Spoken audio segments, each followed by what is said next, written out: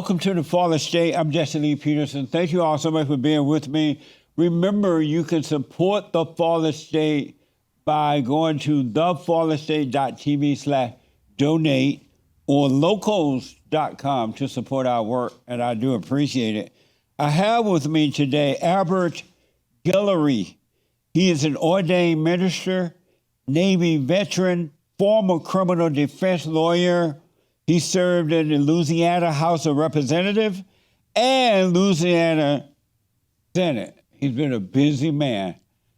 Elbert, welcome to the show. Thank you so much for coming on. It's great to be here. Thank you for inviting me. And so you've had an amazing career. If I may ask, how old are you right now? 80 and a half. 80 and a half? That's correct. That's amazing. So what drove you to work so hard and create such an amazing life for yourself? Well, I was on my way to medical school since I was a little boy. When I was 15, though, I decided to go to the public library and get a book. And I was fully aware that Black folk were not permitted to go into the public library. So I went into the public library to get a book because my father fought in World War I, my brother served in World War II, my very special cousin in Korea. And so we pay taxes and fight wars. I want the benefits of citizenship. So I went and I was arrested. And that was what set me onto this. I've been a warrior for justice from that day until this day. That's amazing. Where were you raised and born? Where were you born and raised? Opelousas, Louisiana. Oh, okay. So you're born there in Louisiana. And so that drove you to do the work that you have done. Have you had a good impact on society? Yes, sir. I've had an extraordinary career for a country boy from the cornfields of Louisiana. Right on. And how do you see life? How did you see life then, and how do you see it now in America? America is absolutely, I've traveled all over the world. America is the best place on earth to live. The greatest amount of freedoms, the greatest amount of opportunity. So I've always fought to make it just a little bit better. It's not perfect. It was never perfect, and it never will be perfect. Right. But if I can add just a little bit, make it a little bit better, yeah, then my passing through this way would not have been in vain. It's amazing how well you've done for yourself and going through all the tough times, especially when you couldn't go to the library and all that because of your color. What's wrong with the blacks now that they, not all, but most, they pretend they can't make it? What's wrong with the blacks today? I don't know. I don't really understand. I think it was the way that they were reared in this generation and the generation, the 2 generations behind me. The problem is that they complain and whine and that's it. Yeah. Instead of putting on your big boy britches and making some change and moving forward. I grew up in Alabama on a plantation, and my great-grandparent worked the same plantation, and we never complained. We worked hard. Even as a kid, I had to go to cotton field when I got out of school. I had to help with the plantations. So I never complained growing up. It was not allowed. I never thought about complaining anyway, and I never complained. And I'm a little, not now, I'm not surprised, but I'm surprised to see blacks complaining and not making and believing that they can't, whatever it is they want to do, whatever making means to them, they can do it in America, but they don't see it. They don't realize that. That is 100% true. I'm sitting right now on the property where my grandfather, my mother's daddy, was born a slave in the 1850s. When he finished slavery, he could have gone anywhere that he wanted to. He chose to stay right here, to work for the same man who had been his master. And ultimately, he purchased this property. And the big house is exactly 1 block from where I'm sitting right now. Wow. That's amazing. I remember the big house down in Alabama, too. I remember, Elbert, when the civil rights movement started. And prior to the civil rights movement, blacks were more independent. They didn't have like leaders that would tell them how to vote, what to do, when to do it. They were more independent then. But after the civil rights movement, I saw them give up their free thinking and self-responsibility, and they started to rely on the so-called civil rights leaders and others to tell them how to think and who to vote for, when to vote, who to blame, and all that. Did you see the same thing? Absolutely. You are 100% correct about what I have seen in this life. Yeah. Here in Louisiana and across America. That's true. We were much more independent before the civil rights movement. Yeah. And we didn't put all our eggs in one basket. Right.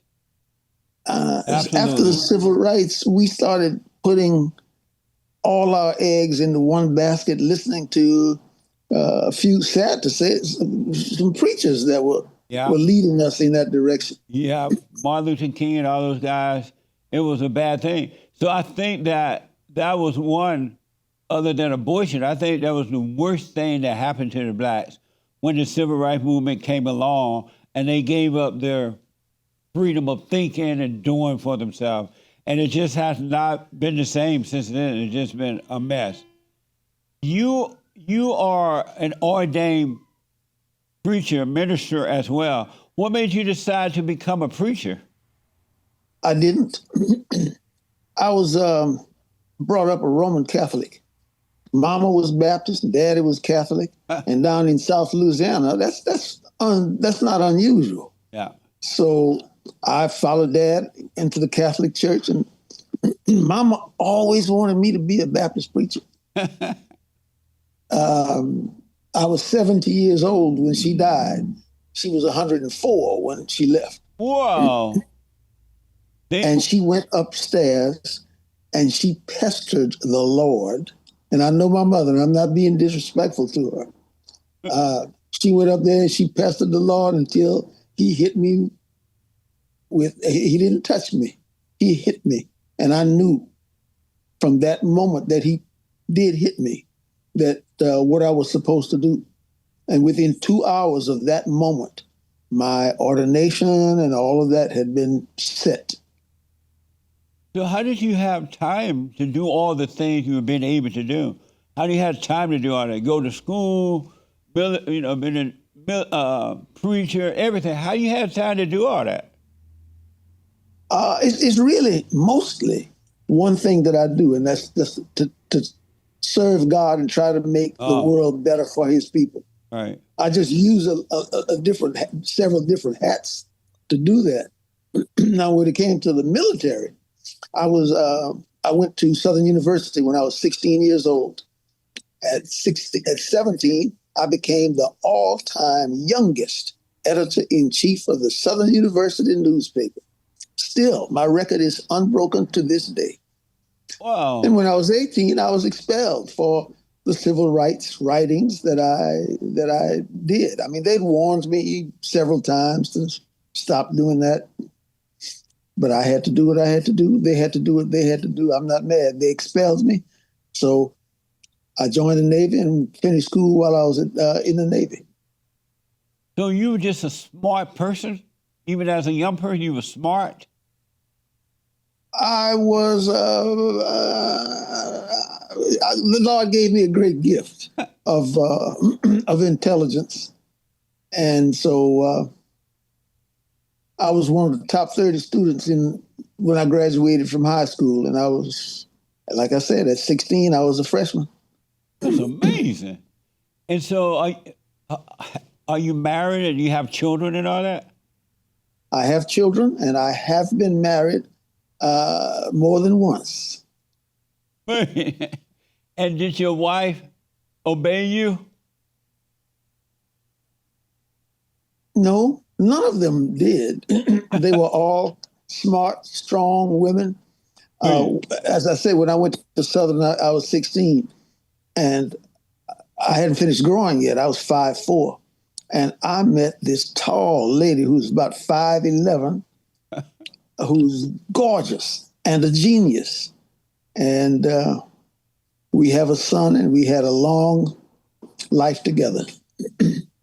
And so, how many times you been married, if you can say? I can say 4 times. 4 times? Yes, sir. Four times married and 4 times divorced.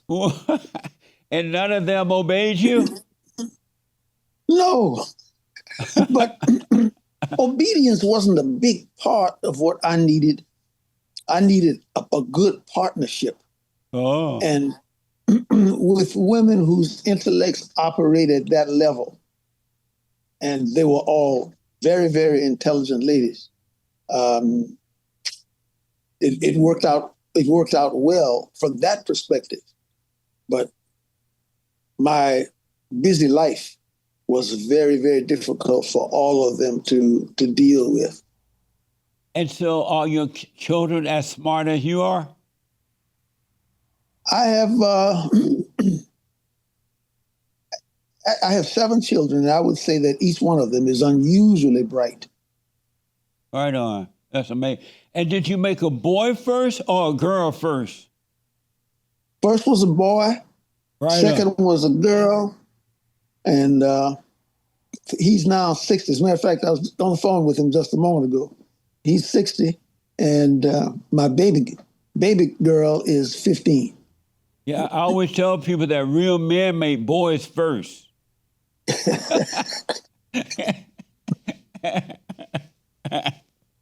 So I want to ask, at one time you were a Democrat and then you switched over to become a Republican. What made you switch over? Which party? 2 things. 2 things. I've always believed, like I said, I've been involved in this political game since I was 15. Right. So I've always believed that it's important for our community to have someone sitting at every table of power, every decision-making place. So the first time I switched, I just left the governor's cabinet in one state, and I went to another state, and the governor and I sat down and worked out our deal, and I was on the way out, and he said, oh Guillory, you are a Republican, aren't you? I said, no, Governor, but I will be in the morning. And the next morning, truly, I became a Republican for the first time. But when I left there, I went to be on the cabinet of the mayor of Seattle, and he was a Democrat, so I had to be a Democrat.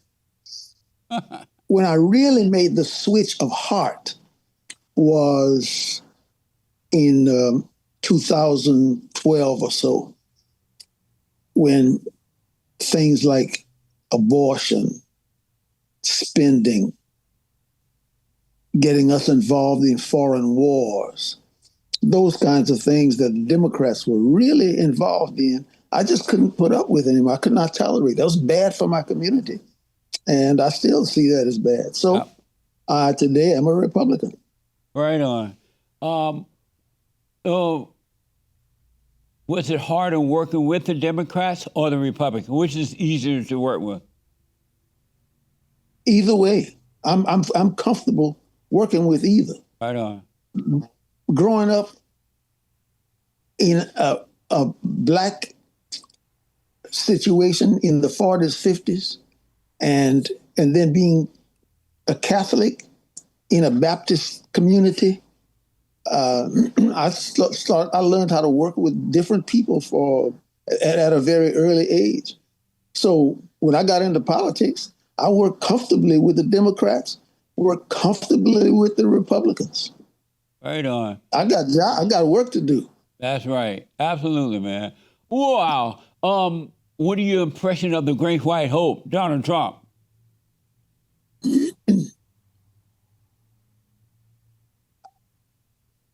I would have preferred a more statesman-like personality in my president. But if he can get the jobs done, I'm satisfied with that.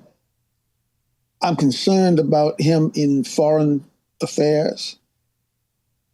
He's made some strange things the first time that he was here, and he's made some continuing statements that concern me. I thought that he would have been more conservative when it came to spending. He increased the debt when he was president by a couple of $1 trillion. And that's going in the wrong direction. We're going bankrupt. So, and the day of reckoning will come. We can't just keep spending and spending like that. So I'm hoping that he will make some changes on those topics. And I ask God to bless him and to lead him and guide him. I call him the Great White Hope because last time I know that he was the best for the country. It's just that he had so many things to fight against. The right-o Republicans and the Democrats and the media was against him. A lot of Obama people were left behind in his administration. And so it made it very difficult to get things done. I have a feeling, I wait to see that he's going to do amazing stuff this time. We have to wait and see, but I feel pretty sure he's going to do amazing things. I think so. One thing he's learned, just as you accurately state, a lot of the holdover people from the prior administration were there, the Obama people. Yeah. He's getting rid of all. He's cleaning house this time. Right on. And that's the right thing to do. That's the best thing to do. Yes, it is. Yes, so it is. How do you, what's your opinion about the illegal alien situation? Should we close the border and stop people coming across? Absolutely. Yeah. We have to close the border. It's like at your house. You don't let people in your home unless you know who they are and what they're there for. Yeah. You check them out. And the same thing, this is our homeland. That's right. I want the borders closed. I don't want anybody coming in unless I know who they are. I want to know how well they are, any illnesses that they have. I want to make sure that they're not bringing in any drugs. If they are criminals, if they've lived a life of crime, I don't want them here. Yeah. If they're gang members and all that stuff, I don't want them here. That's right. We got enough humbug here. Amazing. Do you, so what was your impression of Kamala Harris? Were you surprised she ran? What did you think about her running, and what's your impression of her, Kamala Harris?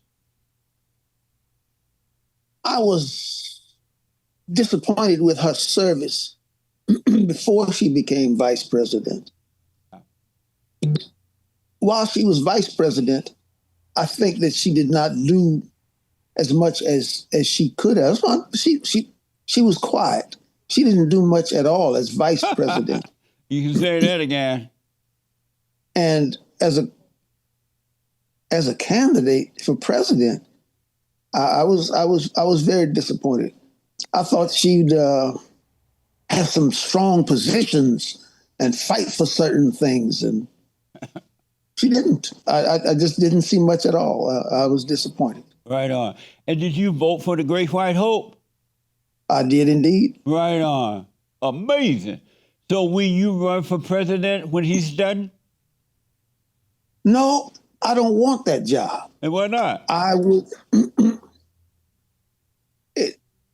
When I look at people, when they become president, if they're young, they look like they're old when they leave. If they're old, they look terrible. I mean, look at poor Biden. I don't want to ever look like that when I'm 100 years old. So I don't want that level of responsibility. But I would like a position where my voice and my techniques for good can be used. Yeah. Well, we need you in there. We need men like you. in our government because we don't have real men in government anymore. That is the truth. That is the truth. And that's sad for America. And it's particularly sad for our community. Yeah, absolutely. Do you believe that women were created to lead or to follow? I think that they were, and I'm getting this from Genesis. I think that they were created to be a strong partner. And if I may, for just a second, when we go to the Garden of Eden, yeah, and that apple situation or that fruit situation, right? Eve handed the forbidden fruit to Adam for him to consume it. She knew that it was forbidden.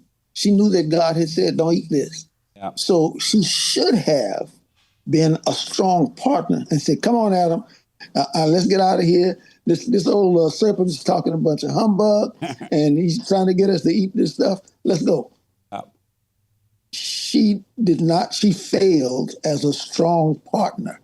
I believe that women were created to be strong partners and help to uplift the head of that family. She didn't do that, and that's sad. That's a big failure. Yeah, we don't have many women who do that now. You're right. Before she ate the apple, listened to the serpent, she was following her husband. She obeyed her husband. She did what he said. But the moment she ate that apple and Satan became her God, she no longer would listen to her husband. And then, exactly. And then the man listened to the woman. Adam listened to Eve, ate the apple, and God said, because you listen to that woman, you're going to suffer. And I noticed that every time you listen to the woman, now you suffer. What a mess. What a mess. All you had to do was read Genesis. I mean, it's right there in the book. Yeah, I'm not making it up. So I also, because of that, I encourage men not to marry women who are educated, because educated women are in competition with men. Their vanity are through the roof, and they're in competition with men, and they never will make for a good wife and a good mother because they're going to want to be like the man. They don't want to stay home and raise the man's children. They don't want to be obedient in that way. So I tell men not to marry educated women. What do you think about that? I think my uncle, when I was a boy, took me out into the pasture and he showed me strong cows and weak cows, strong bulls and weak bulls. If you pair a weak bull with a strong cow, you will have chaos. Yeah. Every time. A strong cow, in this case, an educated woman, has to have a strong man with her. If he's stronger and at least as smart and preferably a little smarter than she is, there can be peace. But other than that, she will run over a weak bull. Absolutely. What you call strong, a woman who obeys her husband is a strong woman. That's why she's obeying her husband. She knows the order of God. She loves that order. And she's not jealous of the man. She's not going to be in competition with him. And that's what a strong woman is. But if there's not that situation, there are weak women who are trying to control. That's sad. Amazing, huh? Yeah, it really is. And that's part of the problem that we have today. I don't need no man to help me raise my children. So 70% of our children are born without fathers in the home. Yeah. So it's amazing that they say, I don't need a man to help me raise my children, but they needed a man to make the child. So why wouldn't they need a man to help with the child? And every single day they see evidence of what happens when a father is not in the home. Yep. A father is not there helping to raise those children. Yep. Amazing, man. Go ahead. Our crime on crime, our juvenile delinquency rate, our dropout rate, Yeah. all of those things relate to the fact that there's not a father in the home. Yeah. And speaking of crime and all that, when I was growing up down in Alabama, I didn't know anything about crime. They wasn't fighting. Black people were not killing each other like that. I had one little fight once in high school over, we were playing baseball, and it was my turn to bat, and me and this guy fought a little bit over the bat. But I never had a fight. None of that was going on. And the crime was not even, I didn't know anything about crime. We did not either. I think that we had one person in all of my years before, from K through 12th grade, one person who got arrested, other than me, who got arrested at the public library. One person who got arrested and went to juvenile court. Yeah. Only one. Yeah. And we had almost 200 people in my class. Wow. So that was just something unheard of. Yeah.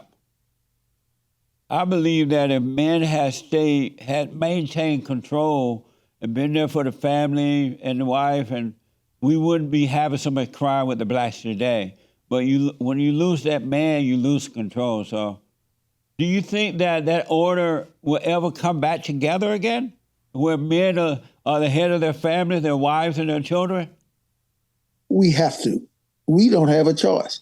We who know, we elders who know. Right. And I do it from the pulpit every chance I get.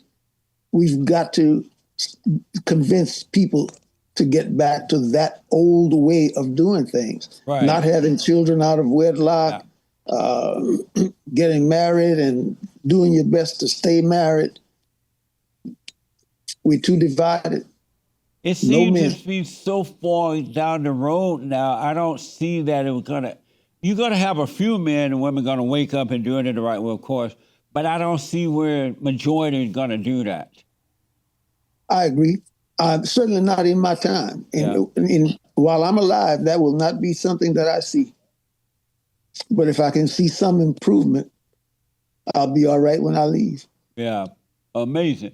Lots of people cry racism. Do you believe that racism exists? Yes. People dislike other people for all kinds of different reasons. Some people don't like tall people. Some people don't like short people. Some people don't like fat people. Some people don't like skinny people. Some people don't like brown people. Some people don't like pink people. It exists, but it is not a factor in, and should not be a factor in our lives. Yeah. I at one time I used to think that racism exists when I moved here to California. And I started listening to Jesse Jackson, Louis Farrakhan, and everybody. And I was young. I was 18 at the time. And it's funny, I didn't believe that living in Alabama. Only when I moved to California and started listening to the leadership, they said it was racism. You can't make it because you're color and all that. So I fell for the lie. But I realized that I had been lied to, so I stopped believing that, because God said that our battle is a spiritual battle. We wrestle not against flesh and blood, but against good and evil, right versus good, right versus wrong, principalities and wickedness and evil in high places. And I realized that our battle is a spiritual battle, and only when we are blind and can't see, we'll say that it's physical, but it's really spiritual. It's good versus evil. That's absolutely correct. Yeah. I was on the team that worked to bring affirmative action into existence. And what affirmative action originally was designed to do was to open doors that had been closed to qualified, talented students. And it was only supposed to last 10, 15 years at the most. But it morphed into a national numbers game, and it was much more harmful in the end than it was designed to be. It definitely hurt. It did not help. It did not help. It had a lot of folks who were lazy and didn't want to work real hard, I don't have to do all this. I can get.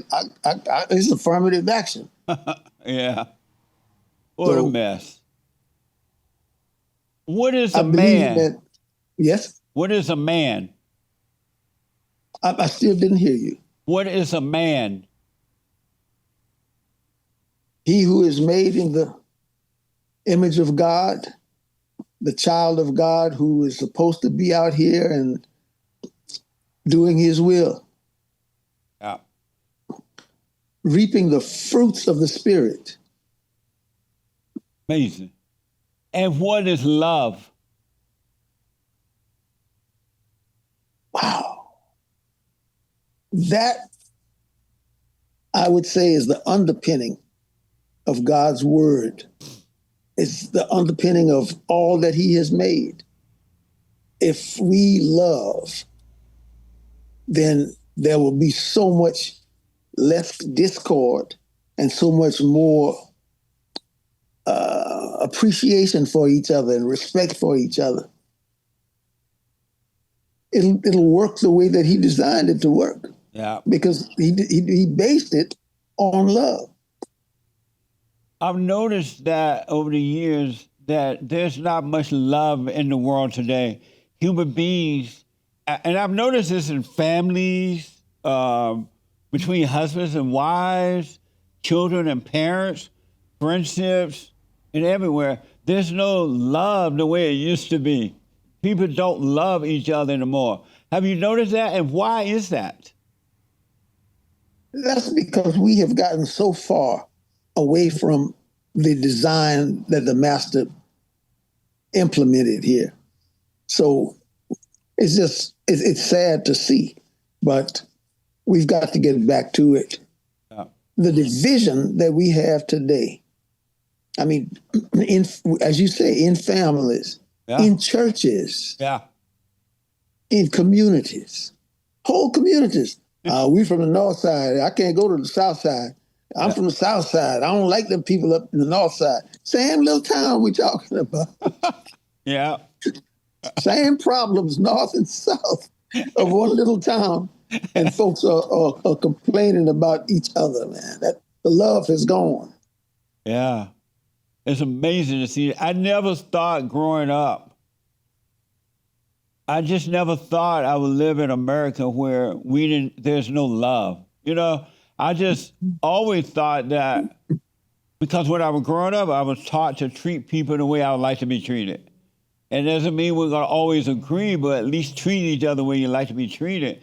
And I had that mindset. And I never imagined that one day families and people just wouldn't love each other. They just hate each other. It's just no love. And I just never thought I would see that in this country.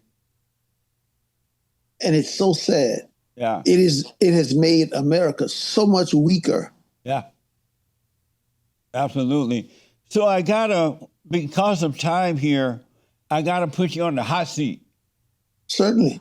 So I need you to answer these questions as quickly as possible, all right? All right. The hot seat.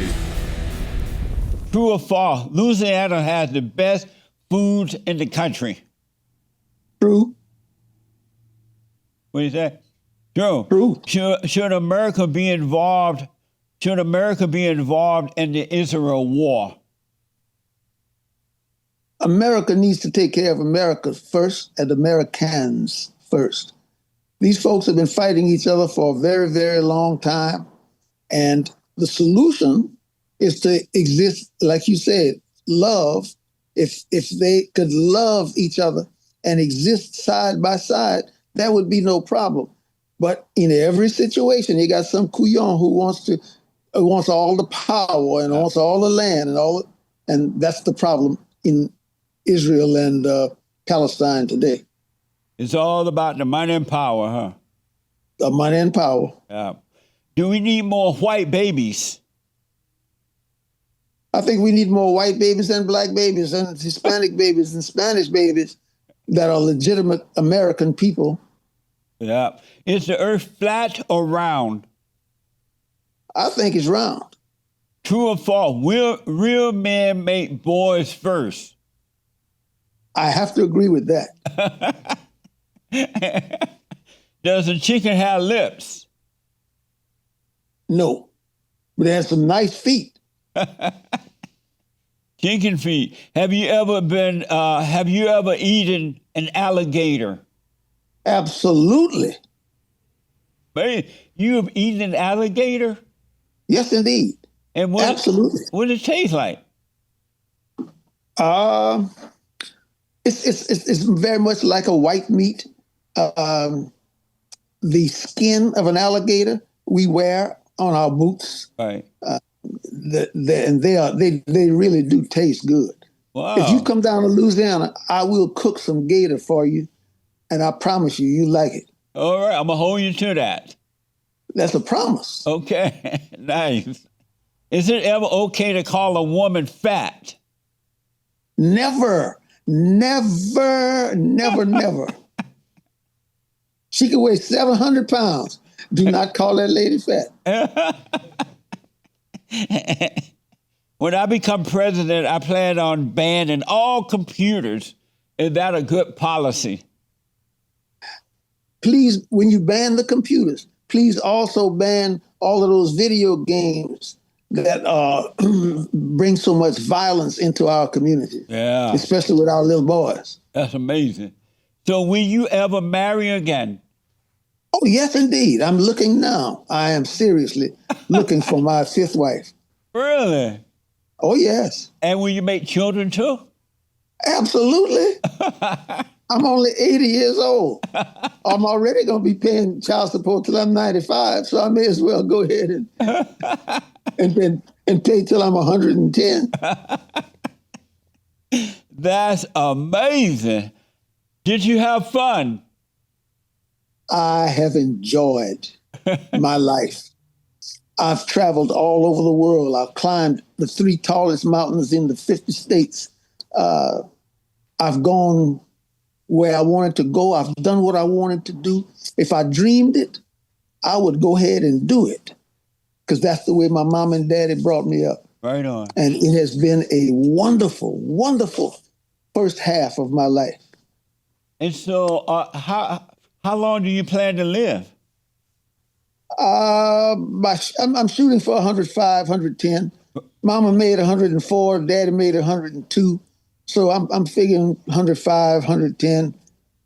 After that, I'll be through paying child support. My kids will be, my new babies will be born and grown up. So I'll be all right. I can go. That's amazing. Well, I hope that for you, man. I believe it. I believe you will. That's amazing. One last thing. How many brothers and sisters do you have, and how are they doing? They're all doing very well. On my mother's side, I had 2 sisters. One of them was the first Black female doctor to graduate from LSU's medical school. She's in Texas, and she's very high up in the medical system over there. Right. On my daddy's side, I have 21 brothers and sisters. That is 21. Whoa. Brothers and sisters. And they are doing very well. That's amazing, man. That's amazing. Well, I absolutely enjoy having you here today with me. And it's good to finally meet you. And I hope to get to Louisiana so I can have some of that alligator. I promise you, if you come to Louisiana, give me a couple of days. Right. I'll guarantee you an adventure that you will remember all of your life. Right on. I'm going to hold you to that. Tell the people how to get you, whatever information you want to put out, your books or whatever you want to put out, your website. Elbert Guillory on YouTube, on all of those social media programs. We there, those sites, we are on that. In Opelousas, Louisiana, Elbert Guillory. You can find me on Google. That's amazing. Thank you so much. And thank you all for tuning in. I absolutely appreciate it. Don't forget, you can support us by going to TheFallenState.tv/donate or locals.com. And don't forget to like, follow, ring the bell, subscribe, And if you have any other amazing people you'd like to see on this show, contact my producer at Jesse Lee Peterson. Producer at TheFallenState.tv. I have so many producers. Producer at TheFallenState.tv. Let us hear from you. Check out the merch. I appreciate you. Thank you so much for coming on again, and we'll be talking again soon. Looking forward to seeing you down here. Okay, take care now. Bye-bye. Bye now. Amazing.